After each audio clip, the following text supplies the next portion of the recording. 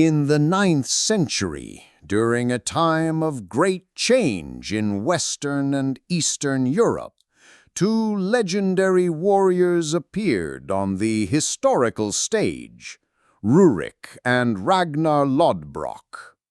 In reality, their paths almost never crossed. Rurik arrived in the lands of present-day Russia and founded a principality, while Ragnar gained fame through his raids on England and France.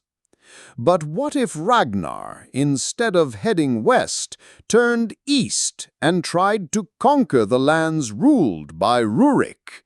How would their confrontation look? Let's imagine this scenario. Who were Rurik and Ragnar?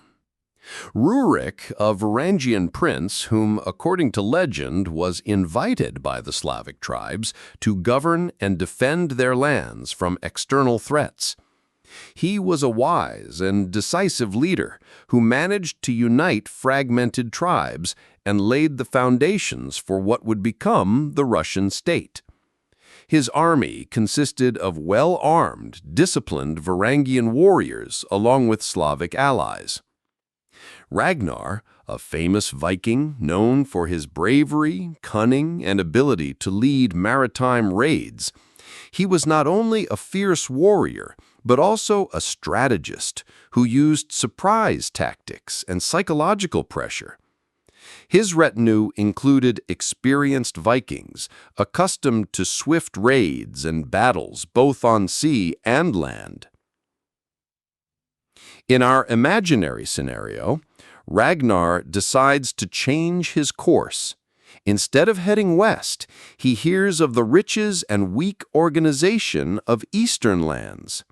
His goal is to seize new territories, expand influence, and control trade routes passing through Slavic and Varangian lands. Rurik, meanwhile, understands that his lands face a serious threat. He gathers his army, fortifies the city, and prepares defenses. Rurik, a wise ruler. He knows that direct confrontation with Ragnar's experienced retinue could be dangerous. Therefore, he strengthens Novgorod and other key settlements, builds fortresses, and organizes reconnaissance. His army is a mix of heavily armed Varangian warriors and Slavic archers and spearmen. He also tries to establish diplomatic relations with neighboring tribes to garner support in case of war. Ragnar, a man of action. He gathers his best warriors, prepares ships, and plans a quick, surprise raid. He relies on mobility and swift strikes to catch the enemy off guard. His tactics involve using speed, quickly capturing key points, and preventing the enemy from organizing a defense. When Ragnar and his retinue land on the banks of the Volkhov River, a series of skirmishes begins. Ragnar aims to take Novgorod quickly, but Rurik manages to organize a defense. The battle at the Volkhov River. Early in the morning, when mist still hangs over the water, Rurik's scouts notice the approach of Vikings. Ragnar leads his warriors ashore. Suddenly, a squad of Varangians appears from behind the trees, armed with spears and shields. They quickly occupy a narrow trail leading to the river. "Forward!" shouts Ragnar, raising his sword. "Tear them apart!" The Vikings charge, shields clattering, swords shining in the sun. Varangians and Slavs fight bravely, using long spears to keep enemies at bay. During the fight, Rurik commands, "Archers, fire! Attack the flanks!" Arrows whistle from behind the trees, wounding several Vikings, but Ragnar does not withdraw. he grabs his axe and rushes into close combat, chopping through enemy shields. The battle lasts several hours, with Rurik's disciplined army holding their ground thanks to familiarity with the terrain. Ragnar, employing cunning tricks, feigned retreats, and feints, attempts to lure the defenders into a trap. The fight continues for hours, but due to terrain familiarity and discipline, Rurik's forces manage to hold their position. Both sides then disperse. Ragnar breaks up his camp and prepares for a siege. The Siege of Novgorod. After several days, Rurik decides to go on the offensive. He assembles a force of 200 warriors and secretly moves through a subterranean passage into the dense forest where Ragnar plans to move with part of his contingent. At night, as Vikings set up their campfires, Varangians sneak in silently.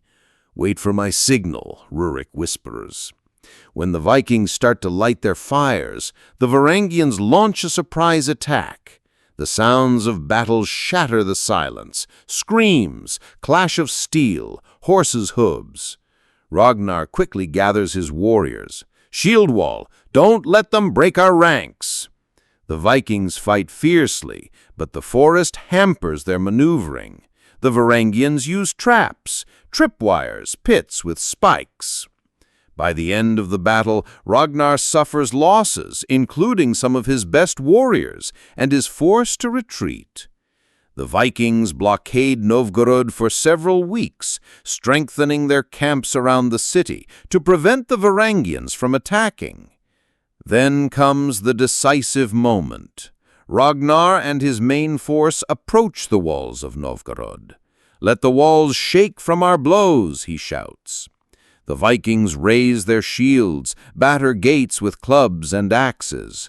From above, arrows and spears rain down. Rurik stands on the wall, raising his sword. "From Novgorod, for our land!" Vikings attempt to climb the walls using ladders. Archers hit the first climbers accurately. Suddenly, a detachment of spearmen emerges from the gates and strikes the besiegers, forcing them to retreat. The siege has already lasted a month. Throughout this ordeal, heroic episodes take place. Warriors fighting on the walls, scouts infiltrating the enemy camp, townspeople helping to reinforce fortifications. Night brings quiet, and taking advantage of the moon hidden behind clouds, Rurik scouts set fire to the Vikings' supplies. Flames light up the sky, and the Vikings panic, trying to save their remnants. Ragnar realizes that the siege is dragging on, and his forces are exhausted. A master of quick attacks, Ragnar's retinue is disciplined and well-trained, able to adapt their tactics quickly. But with Novgorod, he understands a swift victory isn't feasible. Ragnar's counsel and withdrawal. Ragnar gathers his council. "We cannot take the city by force. We retreat to preserve our men." Rurik, learning of the enemy's retreat, gathers his warriors. "We have held, but the enemy will return. We must be ready." Outcome of the confrontation. In the end, the siege lengthens, and Ragnar recognizes that capturing the city by force is impossible. He chooses to retreat to save his troops and prepare for future campaigns. Rurik fortifies his position and continues expanding his principality. Significance and consequences. This hypothetical encounter would demonstrate how crucial wisdom and strategy were during the Viking and Varangian eras. Rurik would show that the ability to unite and defend was key to building a nation, while Ragnar would illustrate that even the most experienced warrior cannot always achieve victory without support and proper tactics. Conclusion. Although, in reality, Rurik and Ragnar Lodbrok never met on the battlefield, their hypothetical clash is a fascinating story that helps us understand the spirit of the era and the characters of these legendary figures. It's a tale of struggle, strategy, and destiny, one that could have changed the course of Eastern European history. Thank you for reading all the way through. Please like and subscribe. It's easy for you and helps me see that you support me.